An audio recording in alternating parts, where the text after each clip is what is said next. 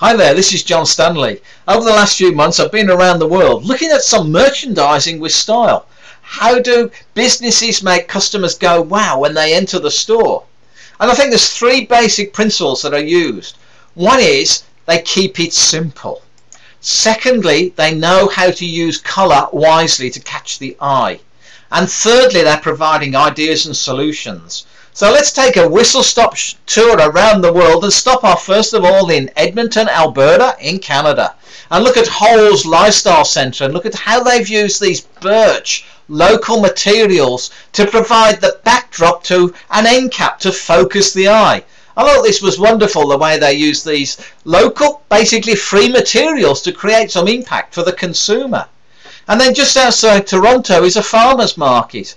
And they're trying to keep this local native scene going, so they've used horseshoes for the leaflet rack. Again, very much in keeping with the business. But let's move to warmer climates, and let's move to Malaysia and look at a farmer's market and look at the way these dessert cakes have been put together using round displays which work more effectively than any other shape. Look at the way they've displayed the cakes on the display, how they've used the skirt to create the impact. They put the colours very effectively together. I don't know about you, but I want to try one of these cakes. Great example of how to use colour when you're using produce. And while we're talking of produce, let's move to California. Look at the way this farmer's market has put a bench top above the produce just to simply display the allied products. Works very effectively. And let's stay in California and look at this very simple shop window.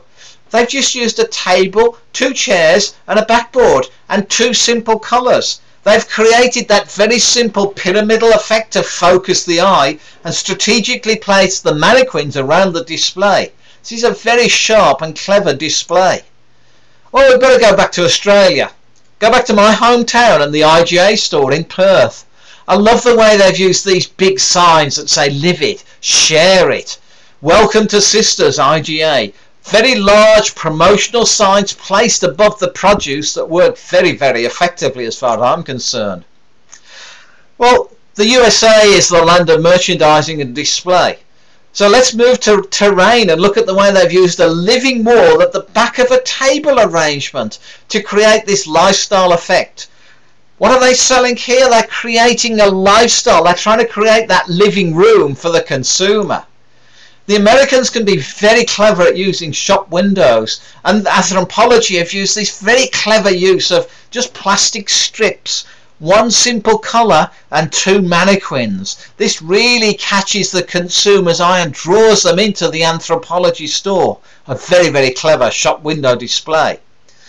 And while I was in America, I looked at some of the displays at one of the trade shows in Chicago. This is Haute Couture, one of my favourite wholesale nurseries. And look at the props they've used here to try and sell plant material. They're bringing plants into the fashion arena. And they're doing this very, very effectively. This is a company that's well worth watching to look at theatrical type displays.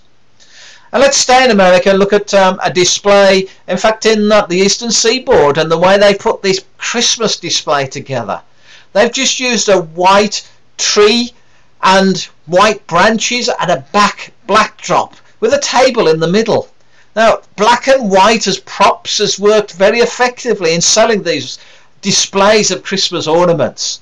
I love the way this was simply put together. And look at the way this store has used the colour orange to create a very effective food delicatessen display, keeping to one colour to create the effect they wanted as far as the consumer is concerned. And back to California. Life can be simple. Look at the way the retailer is deciding for the consumer what they think is the best dress, handbag and shoes. Just putting the whole arrangement together.